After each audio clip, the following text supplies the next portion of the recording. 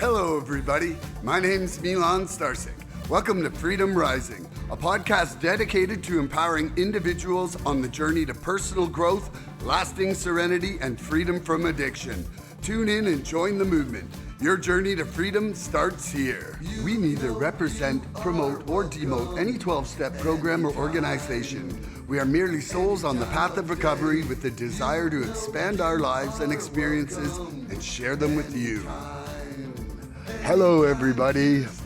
Welcome to the 115th Recovery Freedom Rising podcast. I'm Milan Starcic with co-host Scotty M. And we have no BW this week, but next week we're going to again. He's just driving back out to Ontario right now.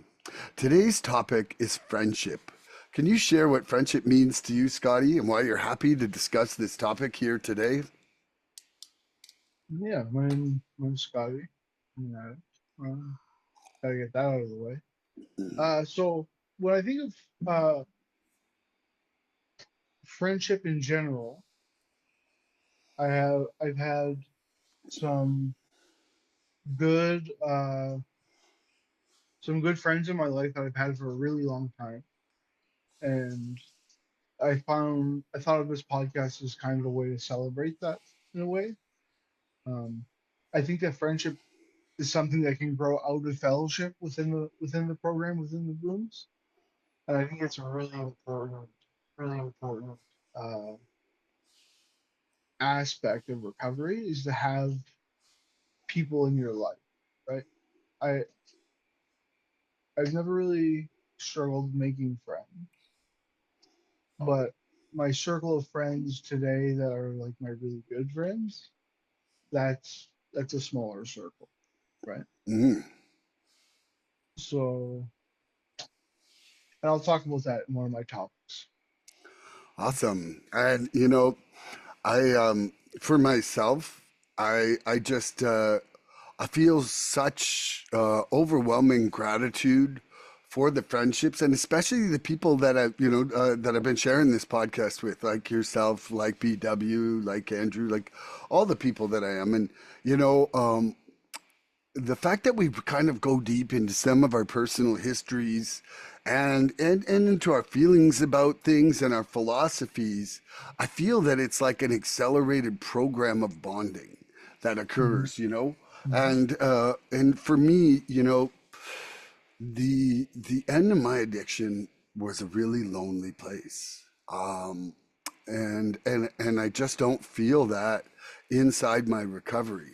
And a big part of it is the fellowship, and but more so than the fellowship, it's the people that I contact as well outside the meetings. Like, the fellowship is a great place for the seed of friendship to be planted, but Hmm. no relationship grows without work. You're Hmm. married, you know that. I'm married, and we're both still married.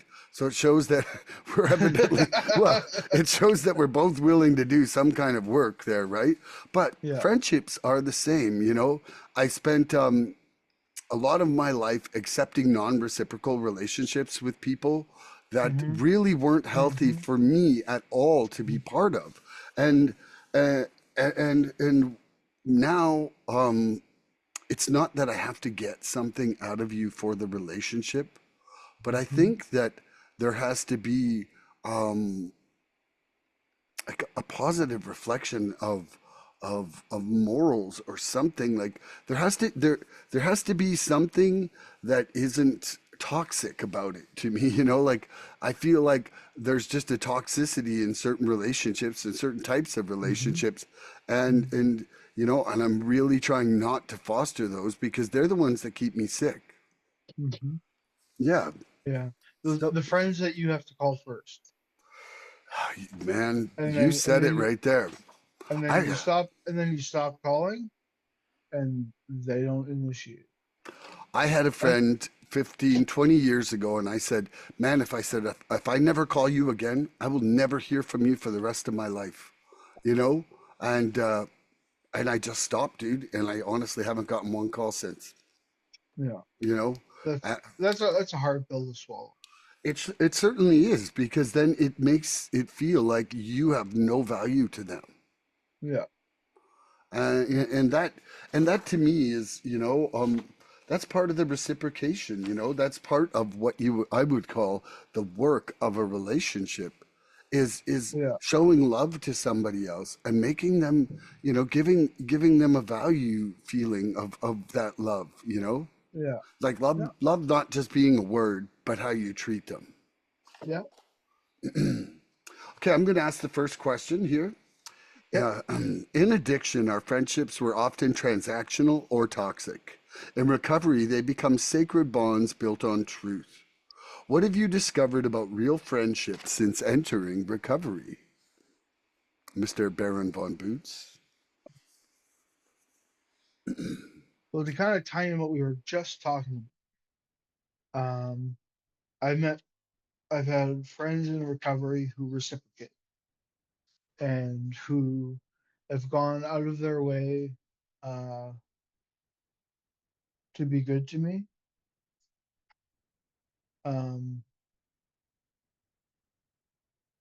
I guess so because we do get so intimate in the rooms and we get into things like this podcast where we talk about some deep shit, some core level stuff.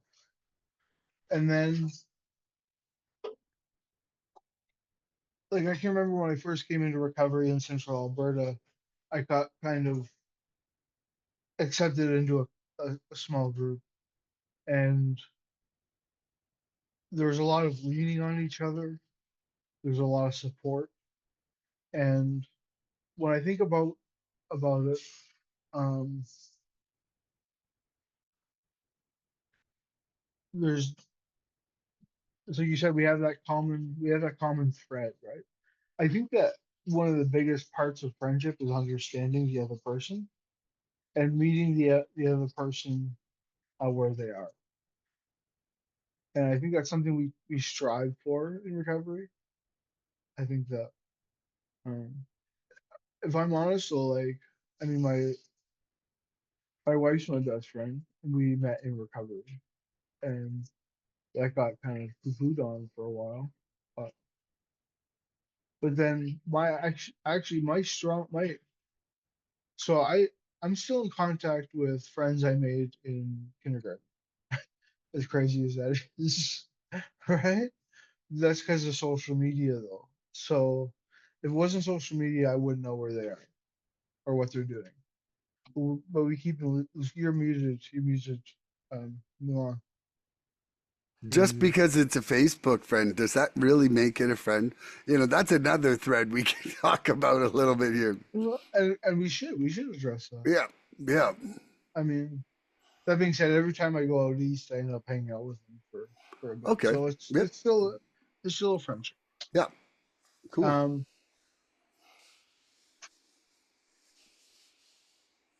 my my best friend today, uh, we actually used together, and when I cleaned up, I said, "Look, man, you know, I love you like a brother, but if you keep going down that road, I can't have any communication. I gotta just cut." And not long after that, he quit, and uh he, he's done really well, and we've had a great friendship. And I'll touch on this a bit later, but I think that's my answer. I'm gonna start rambling now if I don't shut up. Okay. Okay, so in addiction, our friendships were often transactional or toxic. In recovery, they become sacred bonds built on truth. What have I discovered about real friendships since entering recovery? Well, a big part of what I discovered about friendship was discovered through my step four to, and Mm, five. And like I had reactions to my friendships that were entirely based on expectations and on intolerance and on non acceptance of somebody else. And mm, what I realized, like I said for a long time, man, that, your friends and lovers are the people whose faults you accept. And mm, and when you mm, don't, when you don't and they don't fit into your expectations, then I took that as a carte blanche to live in a resentment about it, and so, there was definitely transactional, like, I would kind of like be banking some sort of like emergency using fund with some Mm-hmm. people Mm-hmm. by thinking I was generous in sharing, and also, uh, I was just like so desperate for affection from some people to try and, because of like low self-esteem, that Mm-hmm. I would accept poor treatment, Mm-hmm. I would accept relationships that really were completely not not good for me health wise. Mm-hmm. Mm-hmm. They either left me not feeling good about myself, like a feeling of inadequacy when I was around that person, but Mm-hmm. somehow I would keep going back and wanting to spend time with that person, maybe because I thought they were cool, and I would, like, somewhere in my subconscious would make me cool, or I don't really know, Mm-hmm. like, I haven't really got to the entire bottom of that, but I just know that there was some relationships where I'm like, snip, cut that loose. Snip, cut that loose, because it's really actually quite harmful for me inside myself to be kept in a position like that. And Yeah. so now what I've discovered is that I want to spend my time with like-minded people. I want to help people grow, and I want to be helped to grow. So, like, I actually want to have real conversations with real Mm-hmm. depth with people. And I want, our mutual ascension to be a good factor in our relationship.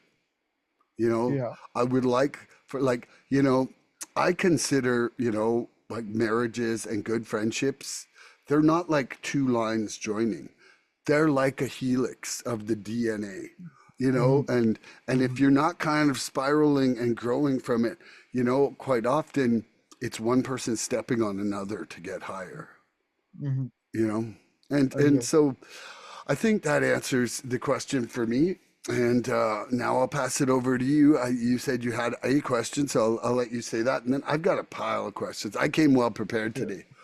Okay. So I've got two now because I can talk to this one. Then Yeah, I'll sure. probably come up with some during the course of Yeah, the and every time after I say one, I'll just give you the option, and we'll just keep rolling like that.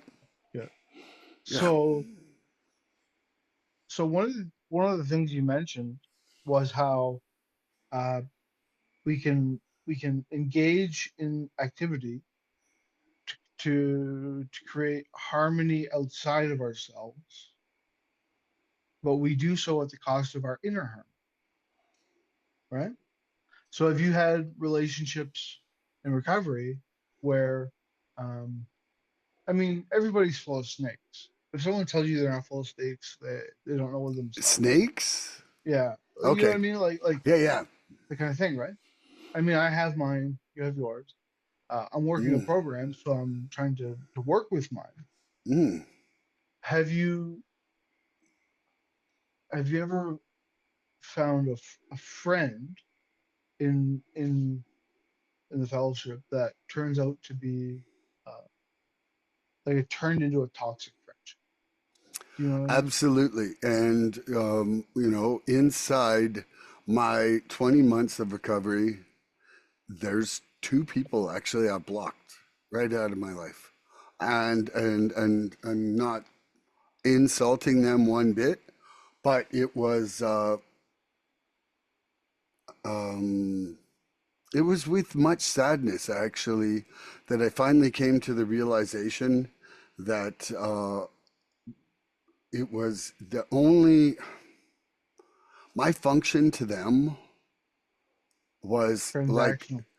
well, it was that I felt like I was getting expected to co-sign on their bullshit, and Yeah. and and for me, it's just like, man, I don't want to. Okay, right now, everybody out there in the world, I'm saying this firmly, I do not want to hold a pity party. If I invite you to a pity party, don't come because I'm not coming to yours. And when it's Mhm. just like that kind of energy sucking is occurring, I realized through my step work how toxic I had become in that way. And Mhm. I do not Mhm. want to be that kind of energy sucker to the universe. And I also though will not what I learned, especially, one of the best descriptions of this is in the Alcoholics Anonymous 12 Steps and 12 Traditions book. And they talk about, you know, um, being the very worst is also an act of pride and Mhm. self-centeredness. Yep. Yep. Like, Yep. woe is me. And like, because I'm the woeist. Look at me, Scotty. Give me all your attention because my life is so bad. And that honestly is it, to me, it's a real form of self-deception. It's a real form of self-deception, but it's also a good example of really not working gratitude into your program and not Mhm. and not bringing yourself closer to your higher power and not Mhm. praying because I mean this life, just this waking up today is such a gift. And if Yeah. you have no gratitude for that, that's an awfully big deficit to be starting out the day with. Yeah. Yeah. I agree. Yeah. So I mean for me it was painful. It was Mhm. painful, but what I realized was is that I I am like there's only so much that of that you can put in your day, you know? Mhm. Mhm. And then it's like and then it also comes back to this. It's like, okay, if you are trying to force me to co-sign something like that, then I need to be able to talk to you honestly about what I'm feeling is happening in this relationship. And if I can't, then I'm not interested in being involved. Mhm. Like I have to be able to respond with how something's making me feel in that circumstance. And Mhm. and when that is only met with like anger or some kind of like accusatory response on something, then honestly, man, I'm just not into changing the world like that. You Yeah. know, like what I learned really early on, even before I hit the program, I had a really bad alcoholic friend.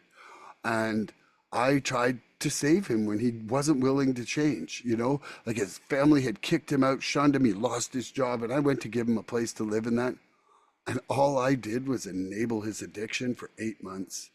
And Yeah. he didn't change. All he did was brought the police to our place, alienated me from a pile of friends because my friends were like, why are you bringing him into our home to begin with?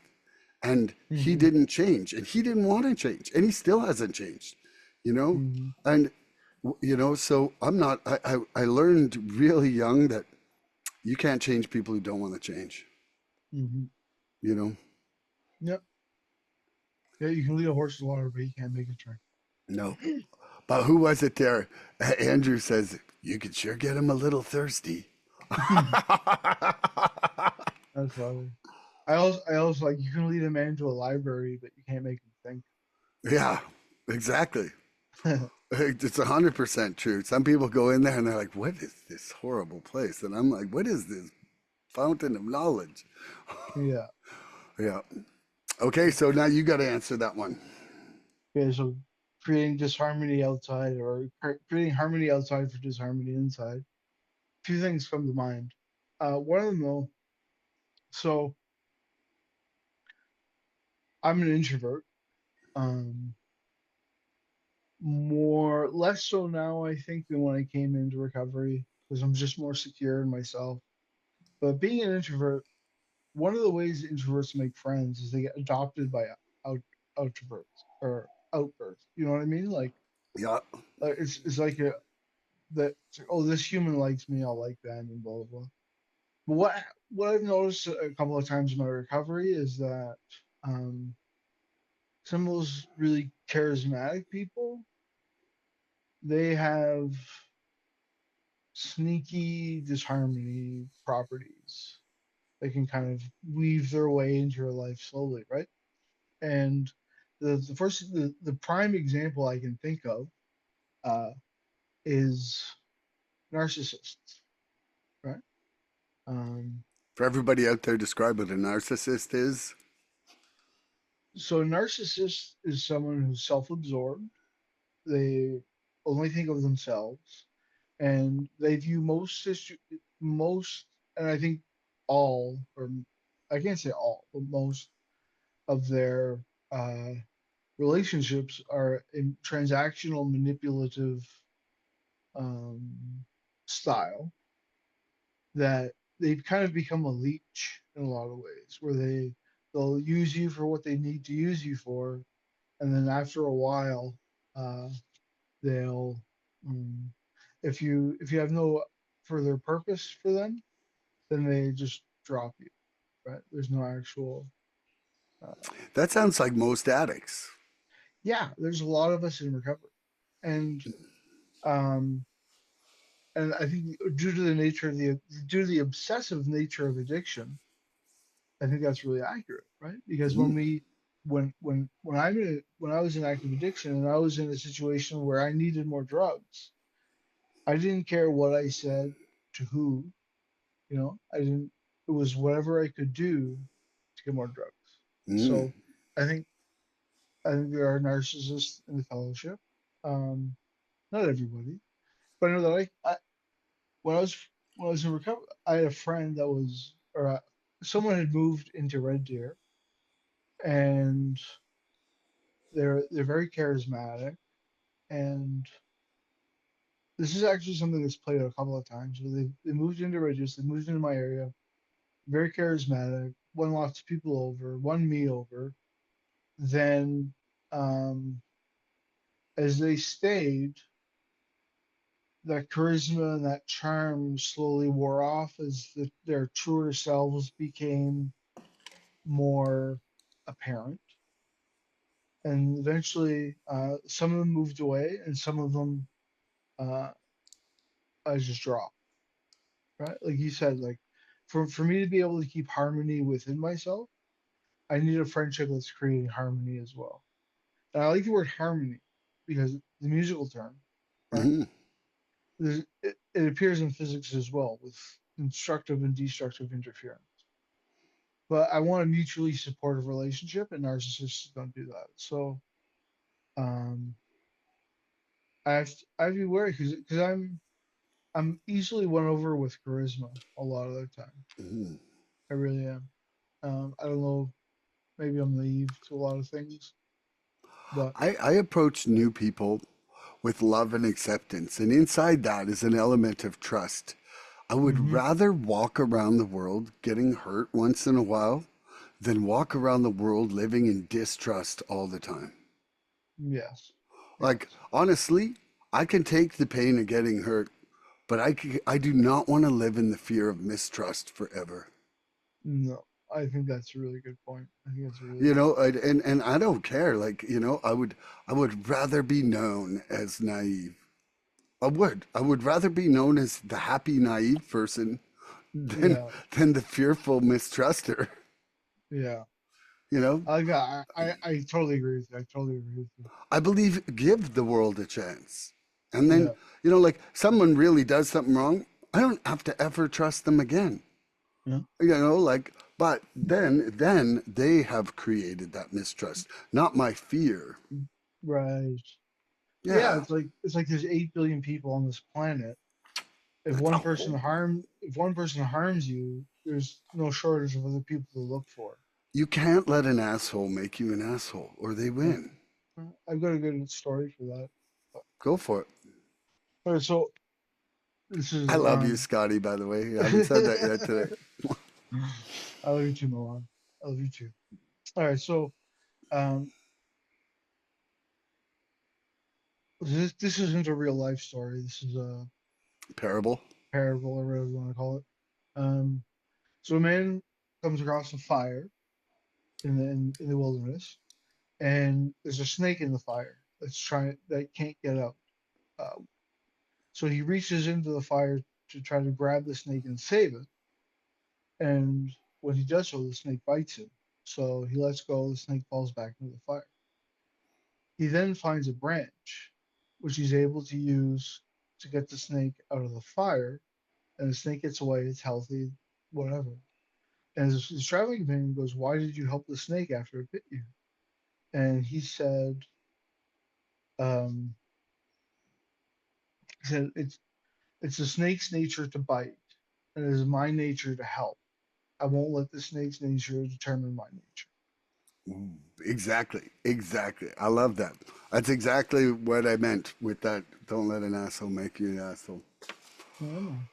I Yeah. mean, you have to have boundaries. You have to have protective boundaries. Oh, oh But, no, but but I like mean, the thing is though is what I mean by that. It's exactly what I said is that yeah, I will offer you love, acceptance, and trust to begin with, right? yeah, If you break that trust, all I have to do is stop interacting with you. I don't hmm have to be mean. I don't have to be angry. I don't have to live my life in distrust.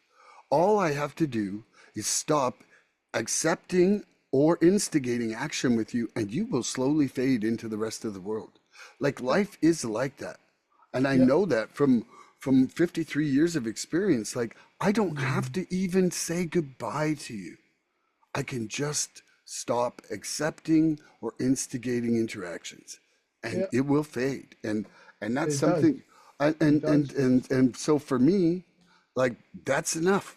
That's Yeah. enough. I'm not looking for a frickin' parade goodbye. hmm Goodbye, farewell, I hate you. That is like literally that just feeds into that energy. And Yeah. I like I can just honestly be okay, now I've learned, now I'll change. Yeah. Just like that. I Okay, like it. I so like it, Milan. I I like it. got one for you here, Scotty. All right. The program teaches us how to be a friend, not just someone who shows up, but someone who listens, respects, and loves without condition. How are you learning to be the kind of friend you once needed? Hmm.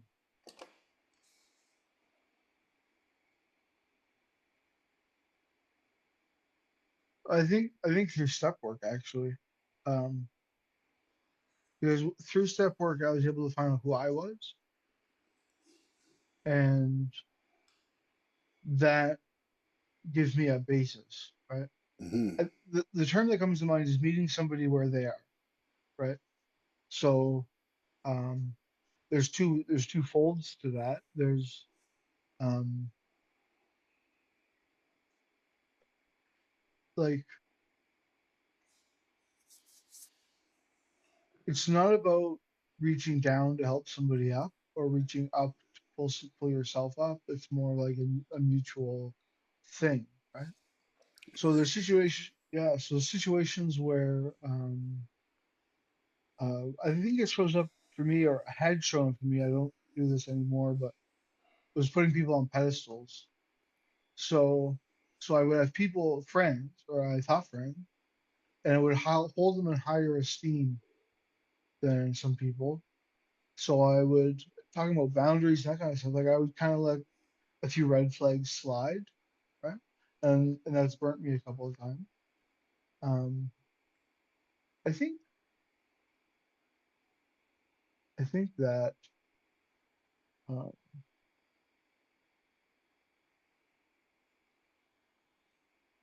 I think it as I learn about I think it kind of comes down to like what I didn't have growing up or what I did have growing up gives me a like the I've heard that you want to be the parent that your inner child needed or the person your inner child needed when they were going through their shit.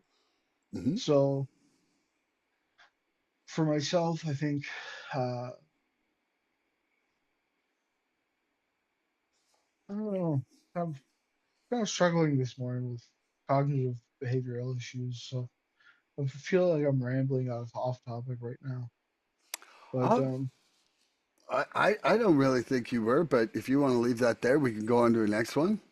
okay, let's do that. Okay, so you said you had two questions now, so you can throw one out. Oh, hold on, I got to answer that one. Just wait. Okay, the program teaches us how to be a friend, not just someone who shows up, but someone who listens, respects, and loves without condition. How are you learning to be, or how am I learning to be the kind of friend I once needed? You know, it's funny, but part of part of that is happening through sponsorship and Mm, being yeah. like my sponsor, but also sponsoring. You know, like I'm finding that things that my sponsors have done that I'm looking at because now I'm working with a few people, um, and what I'm seeing is like, oh, this is going really well, and it's because he did that. And if he didn't do that, I wouldn't have started this. And then I'm like, maybe they need me to do that too. You know, like Hmm. I'm Hmm. able to put myself in someone else's shoes due to the program more so than I've probably ever done or cared to do, you know, like, and so, you know, but then it's also bleeding over just to my friendship relationships in life and with, you Hmm. know, with my other friends. It's like we all have defects and shortcomings. Uh, Hmm. and um, and if I want to be able to accept myself for mine, I have to have some understanding for you, Yeah. you know, Yeah. and you know, like, isn't it really the root of it all that we just want to be understood and loved, Hmm. you Hmm. know? For for who we are, Yeah, exactly. not who we pretend to be.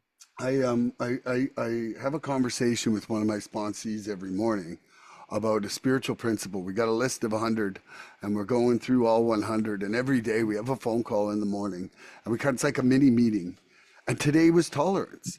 And tolerance was one, like, you know, my sponsor now said to me, he's like, man, your three biggest defects are 95% of your life problem. And I really believe that. Like, Mm. I think, you know, I can have a little bit of every defect out there, but there's the three, you know, like my golden three would be intolerance, lack of acceptance, and anger. Those are like Hmm. my three biggest things. And so talking about tolerance today, it's like what I've come to see is that an intolerance for you, for who you are, Scotty, when I talk to you from a place of intolerance, I'm not making you feel that you are worthy. I'm not making you feel like your actions or thoughts are okay, you Hmm. know? And so especially with children, like this can be mega damaging, man. Like kids believe what adults say. And Hmm. it I never realized until I was in the program how toxic that is to somebody else's spirit to have Hmm. intolerance for them. Hmm.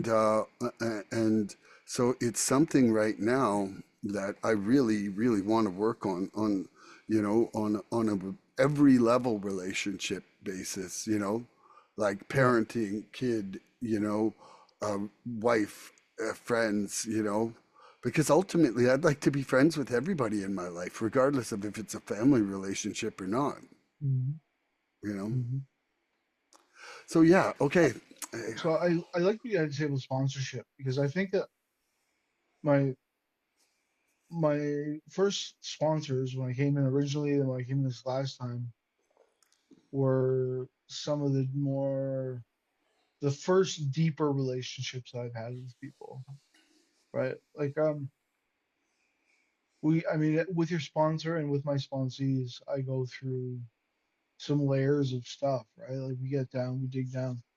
And for me with my sponsor, when I was doing the work and he was guiding me, I talked with him about stuff that I don't talk to a lot of people about, right?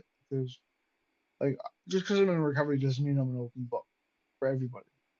But I do have to be an open book for with a select few, and the sponsor is one of them. And the fact that we maintained a friendship after some of that stuff was a really big deal for me, you know.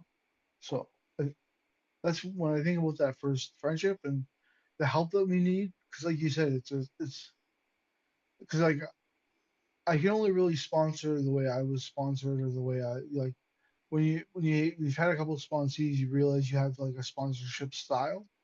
Mm. But a big part of that style for me is that meeting people where they are, right? Like, I mean, and just being open, being open. Well, and the meeting people where they are, like both you and I have tutored a lot of people, you know. And one thing when I thought I was going to be a teacher was that I remember sitting in class and I would jot down, I had like a little notepad of like, oh, that person thought outside the box and was able to reach him people in a way that nobody else Hmm. would, you know. Hmm. And my one of my finest examples is counting in positive and negative numbers. That Hmm. concept was like impossible to some people in my math class. Yep. And the teacher took an overhead projector, like where you put the clear pieces of paper with the writing on, and he had red bingo chips and blue bingo chips. Mm, And so the red was the net minus one and the blue was the yeah. plus one. Yeah. But together they made a zero, a purple. And him doing that, I swear, like out of the class of 35 people, it probably got 14 to 15 more people to understand a concept Hmm. that was going right over their head. Yeah. And Yeah. so, when you're saying meeting people where they are, it's like actually taking the time to see what their learning style is Hmm. and being able to communicate in that. Like we have we have like four basic personality types, and then we're Hmm. combinations of those as people. Hmm. But if I talk to you in my style and we're not the same personality type, it's irrelevant to you. It's Hmm. never going to, you're only going to get part of it because you're going to just think, I'm coming from a place that is incorrect. Whereas, Hmm. like the actual point might be hidden in there, but my delivery method is just not right. Yeah. I can take that a step further, actually. Do it. I Uh, love it. um, I love this. Is so, why we're here. so one of the reasons, or one of the things I've learned teaching math, Yep. and it's got parallels with the steps, is Mm, that in relation is that um, like I've tutored enough people to see that when they get to a certain level of um, or when they let's say they're in grade 11, so they're learning about exponents, and they have a fuck of a time, like they just can't get it. Really, what they're struggling with was something that they didn't learn in grade 8 about fraction, right? Like ooh, just as an yeah. example, because math is very sequential, right? So Mm, if you start struggling with a certain concept in your middle school, when it comes to your high school, you're not going to be able to figure it out. mm, And that's very true at the university level too. I think it's like magnified at this post secondary level, right? mm.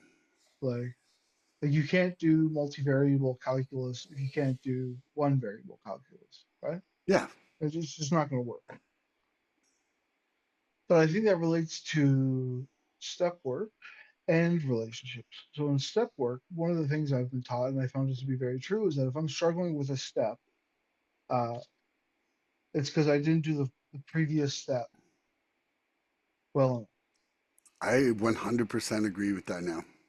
And like step four, like if I have fear in doing my step four and making that inventory, really it's because I don't have strong enough faith from step three. Yes. Because if I believe God is with me, then I won't have the fear of the inventory. Yeah. And that, as it relates to sponsorship, is realizing that there may be a life event or life circumstance that plays into the role of one of the steps that you really have to be able to go through and solve before you can move to the next step, Mm, regardless of the right. So there's like interplay yeah. I 100% agree with that. And This is how a math teacher put it to us in grade 12. He said, if you are coming through school and you get, say, 60% on math, okay? You've got 60% of that information. The next year, you have 60%. Well, that means that now you actually only have 36% Hmm. of that. And now you're going to multiply that by decimal six the next time you get 60%. And now you're down at 21%. And it's just like Yeah. further and further down. Like, Yeah. like with certain things in life, we need the foundation to be 100% to build off of it. Hmm. and Hmm. and it certainly is that with the step work. We have to have a complete admission of powerlessness and that our lives are unmanageable. And if we do not think that entirely, that's called a reservation. And a Hmm. reservation is what you go and use on. If you don't have that I, knowledge that you're an addict on a deep core, yeah. then you won't think you'll need the rest of the steps to help you, and then you just won't do them. Or that you're like, oh, I'm going to get better. I'm going to get this. And, oh, I've Hmm. been straight for a few weeks. I can just try a little. Like, that is a complete disregard for the word powerless. Hmm. Like, and that's just where it is. Yeah. Yeah. You just asked a question, right? That was your question, right? Yeah. Okay. Okay, I got a question here for you. You ready for a I think spellbinding? anyway. I Yeah. think it was. No, no worries. Let's just roll with it. Okay. Okay, we find freedom when we stop hiding and let people see the parts of us we used to protect with lies. Who in your life sees the real you today? And how did that friendship begin? I would say my wife. Hmm. I don't think I've ever. I haven't had a large number of relationships with women in my life. Not never really a serious one as it is now. Um, and I mean, we've been living together for quite some time, and we we're both on the program, so we don't work each other's steps, but we do know when something's going on. So,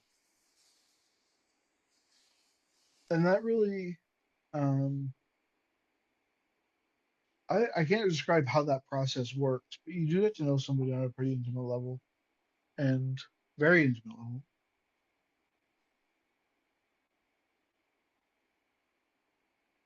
But we've both tried to the situation that we work in, and I think this is in depth with friendships as well, is that I'm working on me to be the best me that I can, and holding my own recovery in esteem, so that I can be the best husband and stepdad that I can be. So I think a true in friendship in that sense, you support each other while you're going through hard times, right? And we get that you get that intimacy, that level of bonding, um, because like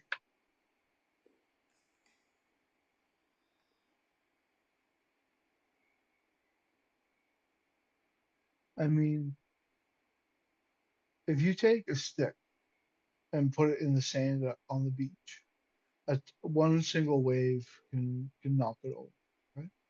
If you take a couple of sticks and lean them all together like a lean-to or a teepee, that can withstand a lot more current. So when I think of support between friendships, I think that's what I think of. I think of that mutual help. And there's like there's a few people in my life that know pretty much damn everything about Hmm. me. And I know they're snakes too, but there's no judgment. Hmm. I think I think that's what I'm looking to say is that there's no judgment, which allows us to be ourselves. Right? I like I said, I'm an introvert, so it doesn't happen very easy. I love that. That makes sense. It does. When we find freedom, we find freedom when we stop hiding and let people see the parts of us we used to protect with lies. Who in my life sees the real me today? And how did that friendship begin?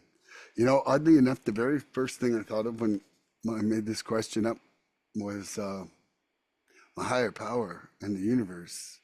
Like, Mm, and to like, I mean, it's really the one thing that sees everything for me. mm-hmm, Um, and how did that friendship begin? Well, that was a hard won friendship here in my program, mm-hmm, and mm-hmm, and it's just honestly, it really started happening through through my growth with my second sponsor. mm-hmm, You know, faith can be contagious. mm, Faith can be contagious because when there's somebody who you love or respect who has a certain level of faith and belief and is a good communicator, they can really help you understand how and why that they have faith. mm-hmm, And also convey to you what what things that they do to foster that faith. So yeah, I think I went kind of off topic, but that's where that question took me. And I think that's one of the most beautiful things about the show is that we don't have a destination with the questions. We just have a starting point.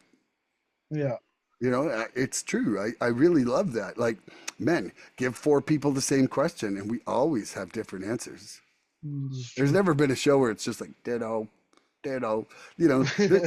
There's a ditto but. There's the ditto but. Yeah, yeah. Yeah. Do you have another question? Or you want me to keep rolling with them? I thought of a few. Okay. Yes. I knew you'd get So, fired up. Coming out swinging. so if so, they say in romantic relationships, right? Mm. There's such things as love languages. Mm. Do you think that there would be anything analogous to friendship? Oh, I think so for sure. I mean, I think I was kind of just touching on that. Mm-hmm. Like I do think I took four different kinds of professional coaching when I started getting into real estate. And one of the guys, Gerald Clerks, he worked off the acre formula, whatever, and disc profiling. And so basically, it kind of divides people into four personality types. But then we're always kind of like one dominant, and then there's another one kind of right underneath it. And Mm-hmm. and you do questionnaires, and if you answer the questionnaires honestly, it'll kind of reveal what type of personality you have, and it's a pretty lengthy set of questions. Like it's not like, hey, what's your favorite color? Green. Like that's not it. Yeah, It's like if something happens like this, what do you do? And yeah. excuse me. Anyway, and so I entirely believe that whether the relationship is lover, family member, friend, whatever, every person is their own unique mix of these personality traits. Mm-hmm. And if you do not communicate in a way that they are receptive in, you will never have like the same communication ever Yeah, that you yeah, possibly could. And yeah. so, part of that is A, listening, and B, empathy. Like having empathy for who that person is, Mm-hmm. and not only tolerance of who they are, but actually like an Like, interest in finding out who they are. mm-hmm. Mm-hmm. You Mm-hmm. know, like it's not enough just to say, "Hey, I'm putting up with you." No. It's like no, I'm curious about the nature of you, Yeah. and then you can truly interact correctly. Mm-hmm. Mm-hmm. And Yeah. so now that question for you, brother. Yeah, I definitely think there are. I Hmm. know that I like how you mentioned communication. Like it can be some people it can just seem like you're never on the same page, no matter Hmm. what you try to do. One of the one if I were to answer this question is like what would be my most um my friendship love language would be sharing. Not in a meeting talking, but a sense of like I have something and it's really good, so I want to give you some of that too, right? Yeah. So like um Like freedom. yeah, freedom to be yourself, yeah. Yeah. Or as simple as like have you ever had this type of of chocolate bar before? And they're like, oh no, I haven't. And I'm like, I need half of my favorite chocolate bar. I'm like, well, here, have half of mine because this is my favorite chocolate bar, and then you'll know something more about me, and then it's you know what I mean? Like it's like Hmm. that type of sharing. Um, like one of the things for me that's a really big deal is eating with somebody. Hmm. Like I feel like when not necessarily when someone when someone cooks for me, I feel that's a really big deal. But the act of sharing food is the act of breaking bread, right? Which is fundamental to all sorts of like being hospitable, being accepting, caring for somebody, all that stuff is tied up in whether or not I'm willing to break bread with you. So if I couldn't name any other friendship languages, but that's the one that comes to mind is that I love act that. of like yeah. All That's right. that's awesome. Okay, I've got a question for you. In the fellowship, we grow into each other's lives, not through perfection, but through presence. Mm, What does it mean to show up for someone else without needing to fix them? tolerance. Right? Like what comes to my mind uh, is how there are people that I really like in recovery. I have some pretty solid people and have had some solid people, and sometimes those people struggle. Right? They relapse. They get straight. They go through times when they're white knuckling stuff like that. And I wish I could take a basic text and just beat them with it and give them right and give them recovery by osmosis. Right? Like Yeah, here's a beat the basic text. willingness into Bam. them. Um, but having that uh,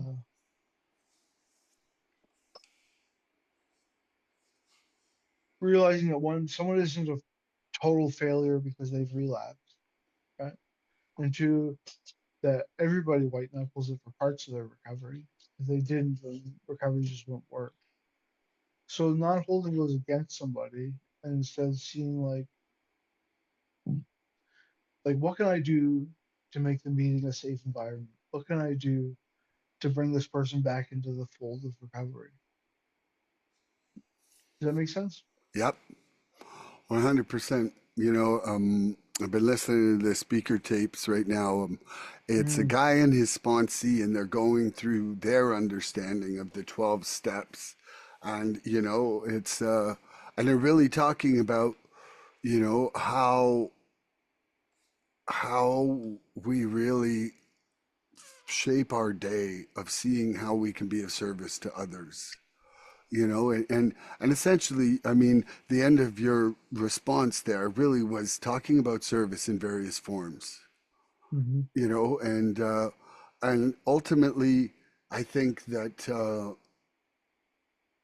that is how we show up for someone without needing to fix them. Yeah. Like for us, Mm. them being just like us is really just an expectation, right? Like it's like, well, things will be good for them if they're just like this, you know. And Mm-hmm. whether that's like whether that's 100% the truth, if they could magically have your willingness and your open-mindedness and your honesty, they don't. And Mm-hmm. but what we can do is we can first of all lead by example. We can show them what happy recovery looks like. We can, you know, we could come on something like this and just talk about what the things have been that have changed our lives.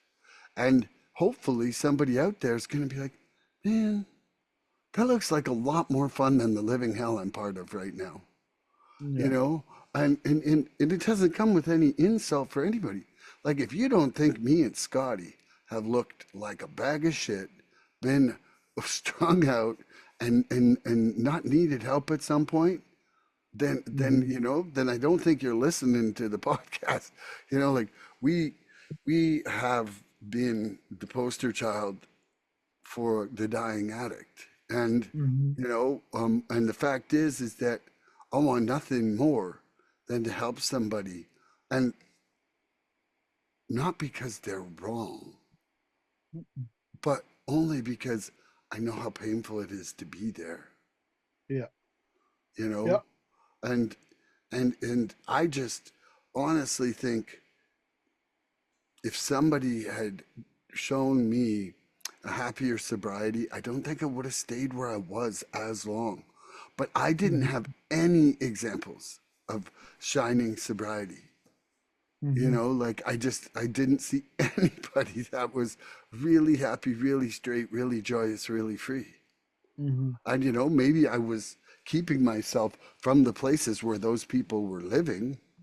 But, Mm-hmm. you know, I do know that I do know that the odd friend of mine out there, you know, old partners in crime, are periodically checking out this podcast, and maybe they're just going to fall on the right one, where they're like, Yeah. that looks a little bit better than staying where I'm at now. Yeah. You know, 30 years is enough. Mm-hmm. So Yeah, will be the only basic text somebody sees. you know, and that's the thing is that, you know, statistically, a newcomer in a meeting is the one chance you have to save his life. Yeah. Yeah. Statistically, that is the only chance they have to Yeah. see a solution. I think I think that that's one of the more fundamental differences between someone who's strictly alcoholic and someone who's strictly an addict is that the time window you get to help them is so much smaller. I I do don't agree. like Like the average that might life be expectancy of a meth addict is 3.5 years. The average life yeah, expectancy of an alcoholic is a lot longer than that. yeah, yeah, Yeah. yeah, But in both circumstances, less than 2% come into a room once. And I yeah. think the number of them that come back to the room is even Mm-hmm, that same number.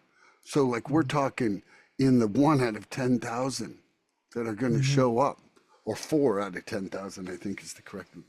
Anyway, mm-hmm.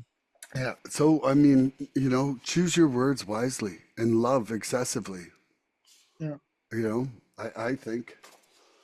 And do you have another question? I do. I love that, Not really a question. but a topic. Why? So what I would like you to do Okay. is tell a story where someone exhibited true friendship to you in your recovery.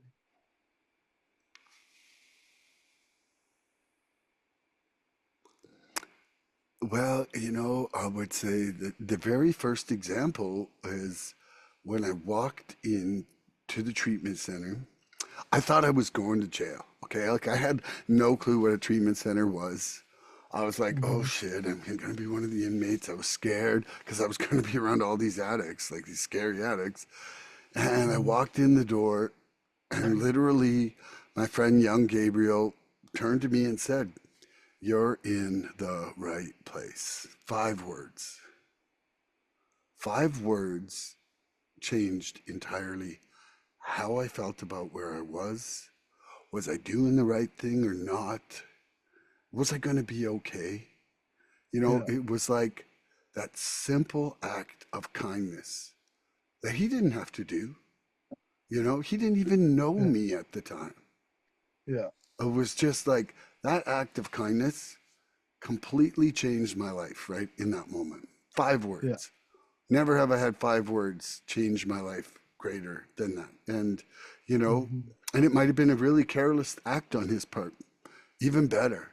That means carelessly he's kind. And that's a beautiful person. you know? Yeah. Yeah. And what about for you? So for myself, what I was thinking of when I was thinking about this was I have a friend Rob, and he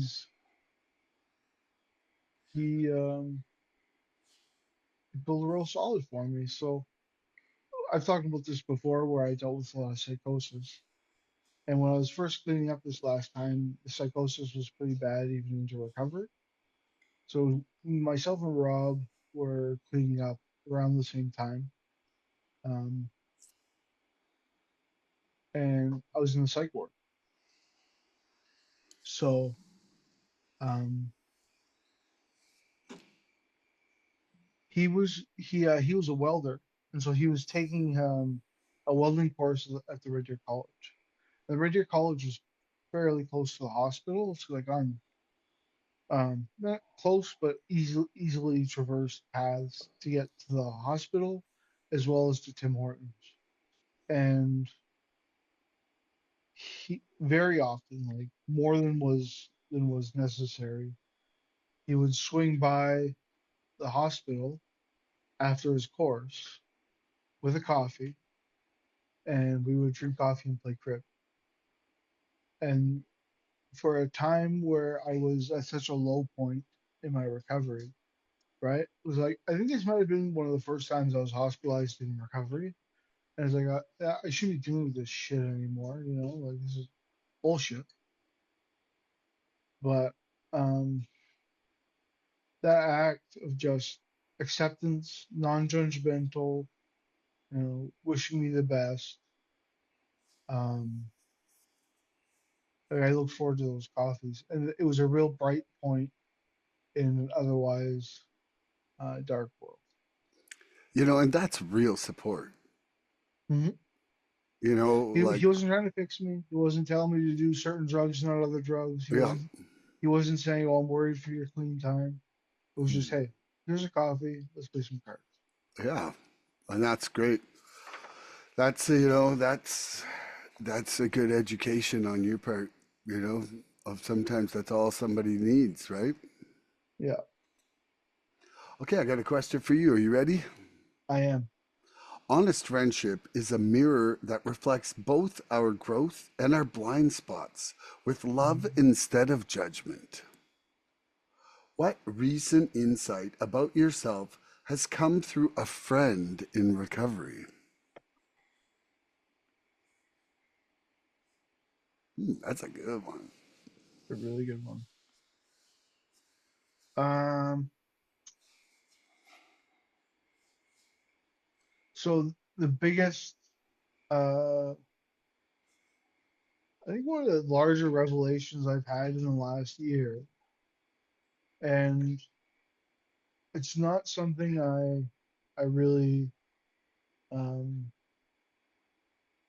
can't remember who told me, but uh, my wife has helped me process it.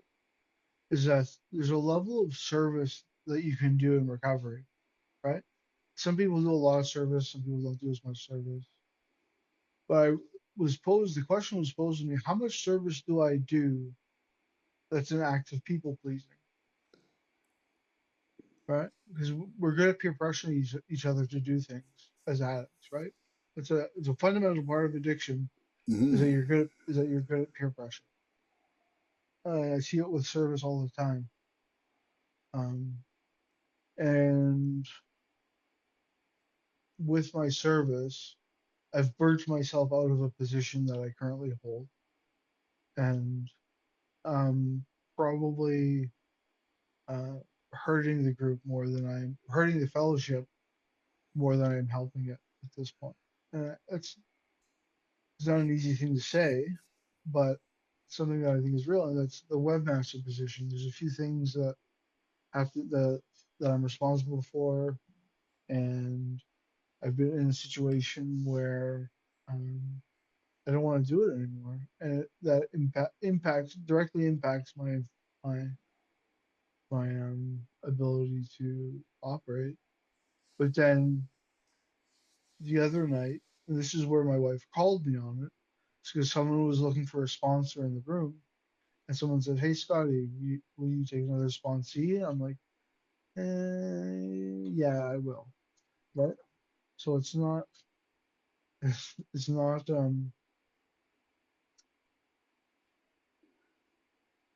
I want to help everybody, you know, but I have my limitations. Hmm. So, so I'm confident that I can be good for this sponsee. But I definitely have to look at my service levels and be like, where how far do I go before I get lost? Hmm. And it's so important to have friends and family who are able to say like you look like you're taking a lot on right now. You've got a lot of moving pieces. So that's my doing too much story. I love that. And honest friendship is a mirror that reflects both our growth and our blind spots with love instead of judgment. What recent insight about myself has come through a friend in recovery? You know, um, I would love to say it was something shitty, but um, it is honestly that I'm not a bad guy and that I can be a good friend to people. Mm, You know, I had a friend really suffering last week who's not ready to come back to the program. And, you know, like, man, I wish I could hand out some willingness, but it's not there. But I was still mm-hmm. able to wipe off my day of work and go sit at his house and you know, for hours trying to just, you know, make him know that he's loved by somebody. Because he Mm-hmm. was at, you know, he was at the end of his rope. And that was hard, you know. It's hard to see somebody that you love so much suffering so bad and to bite your tongue or whatever, you know. And Yeah, ultimately, you know, and to be able to just be like, hey, whatever you want to do is okay, man. I'm still gonna love you, yeah, and and and, and I truly do love him. And so, you know, I think that I don't think I'm that bad of a guy, Scotty. And I think sometimes I can make myself out to be that in my brain, you know, yeah, and yeah. I was just happy. I was happy to see that, you know, that I can be a good friend, that I can be support for somebody, that I can love somebody, you know, Mm-hmm. and yeah. So that was some good insight for me. Do you have another question? Yeah. Okay, I love it. You're just coming up with them left, right, and center.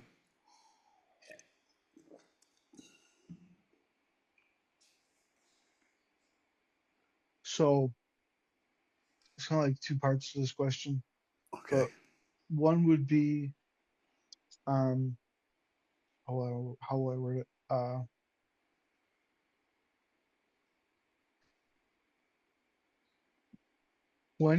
Where's the line between co-signing and support?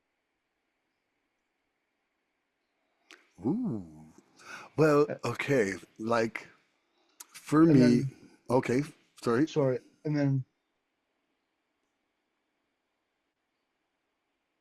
and where does telling someone that something they don't want to hear come is Okay. the follow up. Okay. So for me, the line between co-signing and support is support. I will come and I will listen to you, and I will ask you to tell me what's going on with you, and I will it was really recommended to me by this great guy who lives in Red Deer to just go and listen for somebody last week. And Mm-hmm. his initials are, JSN. But anyway, I love him tons. And and it was recommended by another person to do that too. And I was able to actually do that. But the co-signing is where you see that self-destructive behavior, and Mm-hmm. they want you to say that that behavior is acceptable, or Mm-hmm. they're looking for an affirmation on that. Mm-hmm. And just like I said, I won't come to your pity party. I also don't write on contracts that are bullshit. I won't put my Mm-hmm. name on a bullshit contract, and I won't show up to your pity party. And, Mm-hmm. um, so where it comes down to being honest with them is that if they ask, like, if they ask about something, then I'm going to tell the truth, whether it's whether whether they want the truth or not. A lot of Mm-hmm. times I feel like I'm just being asked for the co-signing, Mm-hmm. and I don't want to. I don't want that, but you know, also too, I can tell my own story. I can tell my own story with an example that is the opposite of that action that they wanted me to co-sign, Mm-hmm. and that has a different result and a different life pattern. Mm-hmm. You know, like for me, doing my program every day brings me more peace and serenity and joy into my life. Mm-hmm. You know, and even on the very few days that I don't do anything for my recovery, it'll bite me in the ass. And Mm-hmm. that's my truth, you know? And so Mm-hmm. I can relate through my own truths. Mm-hmm. And what Mm-hmm. about for you? So I think you're right. I think that it comes down to, is this behavior harmful or uh, positive? And I think that as a friend, if you truly like somebody or love them as a friend, you're not going to want them to get into harm's way. And I think you're right. I think sometimes we almost ask permission from our friends to fuck up, Yeah. you know? So I think it's really good on you for doing what you did with your friend and being in a situation where we don't hold judgment. I think another thing that comes to mind is saving space for people. I don't know if you're familiar with that term, But but describe it to everybody. so saving space for somebody is like is giving them, carrying a place for them that if they want it, they can have it. If they don't want it, they don't have to do it. And Mm-hmm. unfortunately, that happens a lot in the rooms where you can have a friend who's relapsing, and like I said, I wish I could just beat him with a basic text and get him clean. That's not going to happen. Mm-hmm.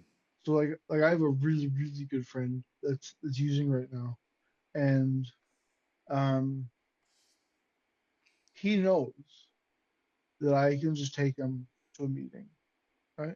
He knows where the meetings are. He knows what times they are, all that stuff. He's got the tools to get to a meeting, and if he needed tools, I'd give him some to get to a meeting. But he's not willing to do that right now. So um, I'm saving space, which means that's an open-ended offer to him. It's open. It's an open-ended support ticket. Mm-hmm. But if he doesn't take it, I just hold on to it. Right? And I think that with friendship is you don't really want a yes man, right? No. Like some people would say that, well, to love them, yeah. So it gets, if you love somebody unconditionally, then you're not going to stop loving them because they fuck up, but you don't want to see it happen. So it's important to watch for our blind spots, like was mentioned, right? Whereas like if I'm doing a behavior that is inherently not good for me, I would hope that if some of my friends see that behavior, they'd be like, Scotty, what are you doing? Yeah, Right? I agree. I think that it's like I was talking about that helix of the people coming together in Hmm. relationships and growing. You know, if you can't have an honest relationship with someone, then I don't see the avenue for growth to occur. Hmm. You know, like if I have to bite my tongue about honesty, then you're not giving me the example or the opportunity to really be me. Hmm. Hmm. Like if like lying by omission is still lying. Yeah. And if it's lying by forced omission, that's even worse. Yeah. Because that's like people pleasing in the negative sense. Yeah. Like I'm making you happy by not talking about certain things. That's people Yeah. pleasing. And the inaction is still inaction. That's right. I know. It's like the old Rush song, you know, if you refuse to make a choice, you still have made a choice. Yeah. Yeah. Okay, I got a question for you now. You ready? Right. Yeah. You gotta go soon or something? You're looking over. No, they're Oh, doing construction at, oh, at my place right now, and they just started, and I was like, "What the fuck is that noise?" oh. Okay, it's not coming through. It's doing It's noise kit. not. It's not coming through, so it's all good. Okay, that's all I care about. Yeah. So friendship in recovery means we walk side by side, not ahead of or behind one another. Who walks beside you in this journey, and how has that support changed you? Um, the one that immediately jumps to my mind is my current sponsor. Um, and I'm grateful for that relationship. Um, he matches my effort, right? So he, um, as much as I'm willing to put into my recovery, he'll put into my recovery. So that means we do walk side by side because um, if I don't phone him for extended periods of time, he doesn't phone me. He actually, and this is because I'm a terrible sponsee, but he's like, if I don't I hear, doubt you're a terrible sponsee. if he goes, like if I don't hear from you for this amount of time, I'm going to assume you found another sponsor. Okay, that's fair enough. Yeah, so something like that really matches my energy, right?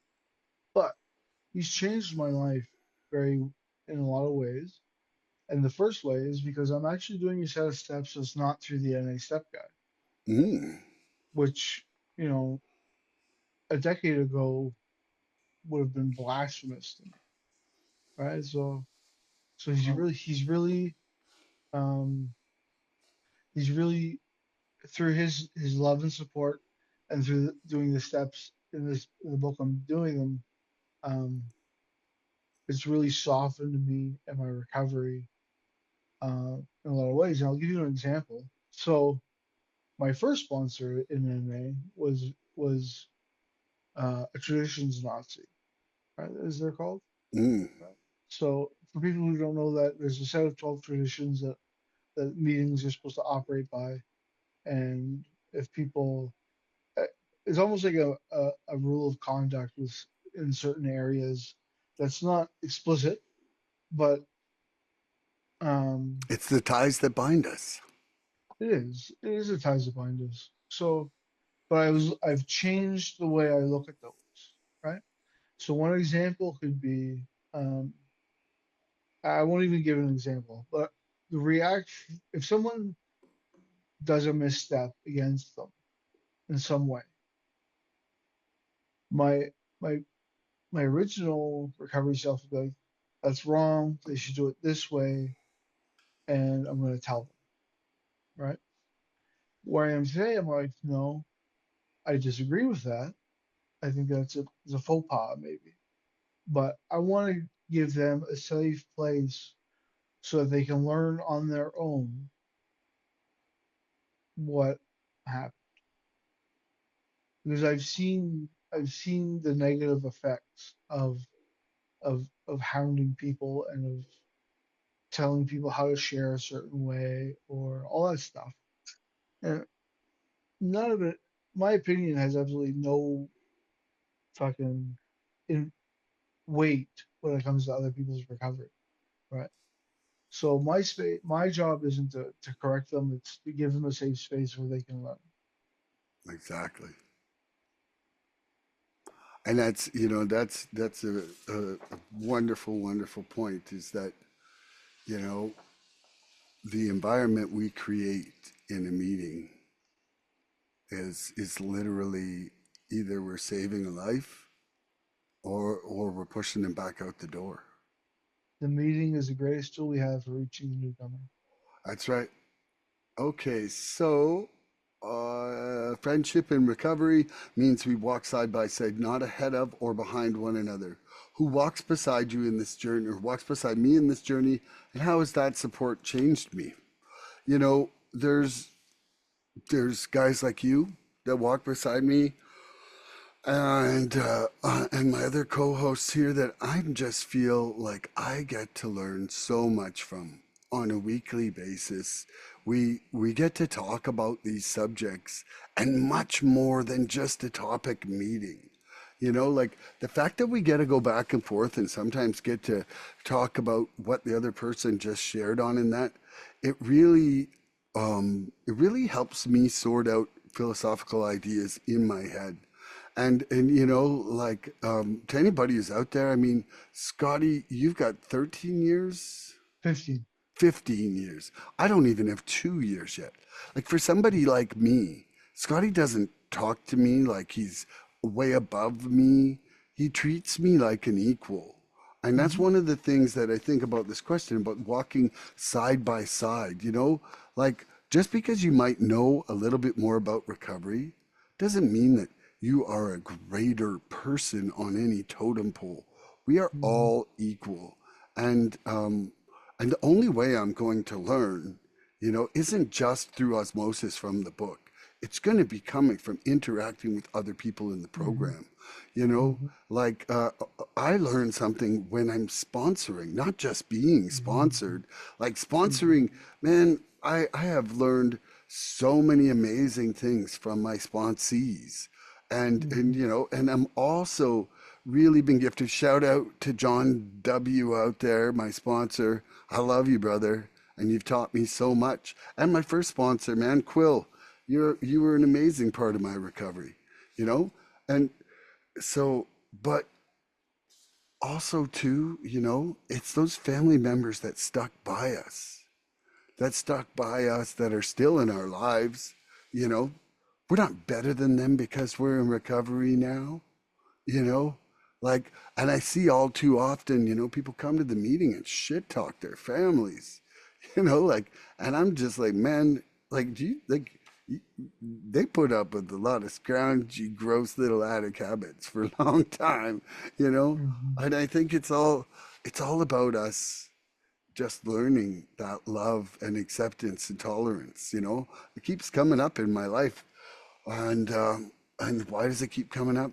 Because it's something I need to learn. Mm-hmm. You got another question, Baron? I'm tapped out. Okay, what about if we do a couple rounds of lightning round? That makes sense to me. Okay, awesome. I've got some questions, so I will be the question asker, and we will both be the question answerer. But first one coming up here for lightning round. Are you ready? I am. Oh, I love when you're ready.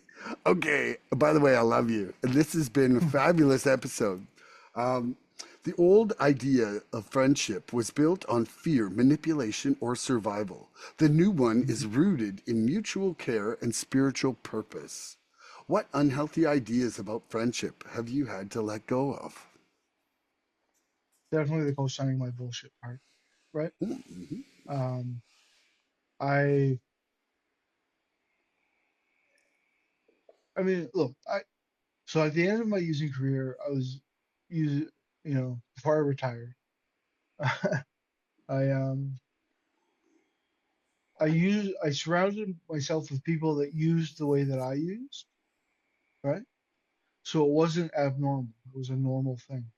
And when I came into recovery, I had started developing friendships with people who didn't use, and I needed to surround myself with those people because there was no other way, right? So my using group of friends, they still do that today. They just use, right?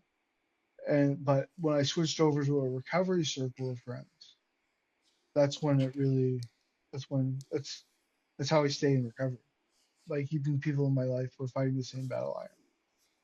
Love that. That was a great roundup at the end there. Okay, and what unhealthy ideas of friendship have I had to let go of? You know, the first thing that comes to my mind on that is deserve. Like for Mm, me, man, in my step work, I had so many relationships that I thought, I deserve for you to treat me like this. I deserve this action because of my action. I deserve, mm, like, you should feel this way about me because I've done this. Like yeah, that whole, um, I deserve something. It's like that is the very opposite of unconditional love and service. It is the very opposite of that. Like if you're doing something with an expectation, you're already mad because 99% of people are not going to be satisfying that. And so I really want and try on a regular basis to wipe out deserve from my relationships. I'd rather I have like that. dessert in my relationships because I like I some like it. treats. Okay. A true friend in recovery doesn't co-sign our denial. They help us return to our truth with grace. Who can lovingly call you out when you're drifting? And do you let them, Scotty? Yes. Um, Reluctantly. I was, I was, I wasn't sure I was going to say it, but yes, and my wife, and I have Ooh. choice. But no, um, I think my wife comes to mind first Mm, because she's, like I said, like with the servicing, it was her that pointed out, like, maybe you're stretching it a little bit thin, and um, I think that, see, that's the thing is because I have I have a circle of friends in recovery. I have a circle of friends outside of recovery. mm. At this point, both are healthy circles and would call me on my shit. Nice. So, yeah, I was gonna. Yeah. No, So say this something is else if you got to say okay. it. So I was gonna say, like, um, just like I have a support group for narcotics from Narcotics Anonymous for my drug addiction. There's a few of us that formed some friendships in the psych ward, and there was four of us. There's three of us now. We call each other the Big Heavies because when we formed the group, being friends, all four of us were 300 plus pounds. And our motto was, "He ain't heavy, he's my brother." Right? So we were a self-support group for mental health. And a, a talk on friendship would be remiss if I didn't mention those guys in my shares Awesome. about you know how important it is to have people in your life that can relate to you. Right? I agree. No. I love that, man. And shout out to the big heavies. 'Cause I'm glad you've been there for the Baron. I love him. Okay, who can lovingly call you out when you're drifting, and do you let them? You know, gosh, I don't know if it comes out lovingly with my wife and I when she's calling me out. Sometimes it sure doesn't feel it, but uh, uh, uh, also too, my daughter definitely does as well. And my friend young Gabriel there, we're actually calibration brothers, and we run shit by each other, and call each other out, pretty blatantly, but it's coming from a place of love. Both of us have our, each other's best Right. intent Best, or best best interests. best interests at heart. That's right.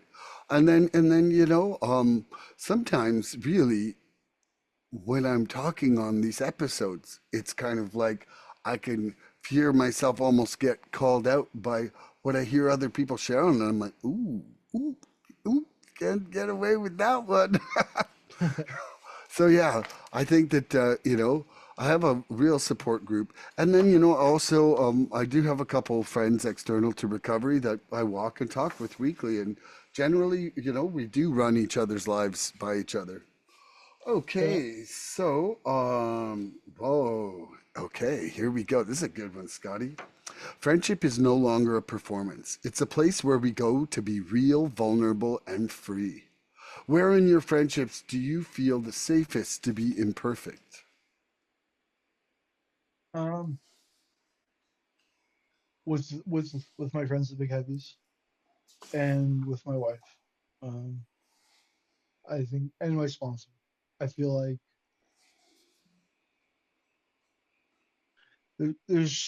there's something about knowing you have people in your life that I could count three for certain that I can tell anything to, and they wouldn't be like, "Fuck you, you're not my friend anymore." They'd be like, "Okay, how can I help?" Right? Mm, So that would be my friend Josh, my wife Megan, my first NA sponsor, John, and then my current sponsor. We're almost there. It's, that's what I got. Those are my peeps. I love that. Okay, so friendship is no longer a performance. It's a place we go to be real, vulnerable, and free. Where in your friendships do you feel the safest to be imperfect? You know, really, it is. It's it's in my conversations with my sponsees right now, and in my shares at a couple of my smaller meetings that I go to. There's a couple real tiny ones, like 7 people is a big meeting for those people, and there's just something about that makes me have a real safe feeling. I yeah. I think I'm going to leave that there because there's one last question I'm going to come to, and then we'll wrap it up. Scotty, freedom rises when we stop needing to earn friendship and start trusting that we deserve to belong. Mm. What part of yourself still doubts that you're worthy of real friendship?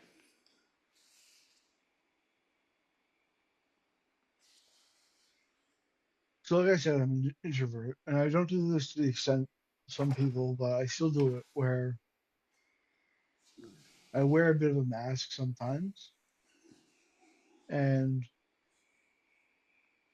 when I'm living through that, when somebody likes me, they like me or they like the mask.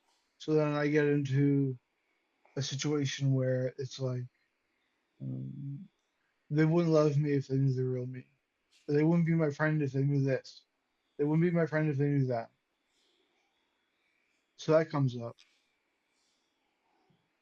Um, yeah. I think that's awesome. And, you know, Oh, one more. Sorry, yeah, follow. yeah. Uh, imposter syndrome. I get imposter syndrome Ooh. sometimes, where I could be. Uh, it's like it's almost like the negative ego you were talking about, Mm. where like I can be like I'll be dealing with a sponsee and I'll just be like I have no idea what the fuck. Like this is I'm not the person that should be doing this. I need an adult, and I realize I am an adult. You know, Yeah, that's what that's what yeah. Sorry. I love that. So freedom rises when we stop needing to earn friendship and start trusting that we deserve to belong. What part of myself still doubts that I'm worthy of real friendship? The part of me that still feels like nobody really knows the true me. Hmm. Like, and exactly what you were saying there. Like, I won't. If you knew who I was, you wouldn't really love me. And and so like I've said recently, I want to do another step forward right now on my beliefs. Like I Mm-hmm. really feel that there's a lot of negative self beliefs that I have built out of like just like spur of the moment insults from somebody as a child, and I've never let it go. I've amplified it and etched it into the wall of who Milan is. And so, that keeps me from feeling worthy in a lot of circumstances of love, of acceptance, of the things that, like that I self-sabotage myself about in life. I just want to say, Scotty, I consider you a good friend, and we've never Mm. even met. I love you. I'm so grateful that we got to do this podcast today. I think that, we highlighted some really, really cool points about friendship and, Mm-hmm. and, and being real inside relationships with people. And Mm-hmm. do you have a final comment and then a joke for us? I also feel grateful that we can do this podcast. It's been a real uplifting part of my recovery lately because it's something that I can dedicate time to, and I get a lot out of it. So I reciprocate the friendship, Awesome. and I love you too. And yeah, so Milan, I grew up on the East Coast, Okay. right? And I came out here and I found out that true cowboys do exist. Yeah. Yeah, but I also learned that cowboys don't roll joints. And They why is tumble that? because they tumble weed. I love that. Awesome. Okay, everybody, tune in next episode for more recovery fun. Bye bye. We love you. Please help us help others. If you like what you've seen here today, please subscribe and share this podcast and help us get to 100 followers. We're looking for interaction with our audience. So please email recoveryfreedomrising@gmail.com or contact Milan South Okanagan Starcic on Facebook with questions, topic suggestions, or just comments. We'd love to hear from you.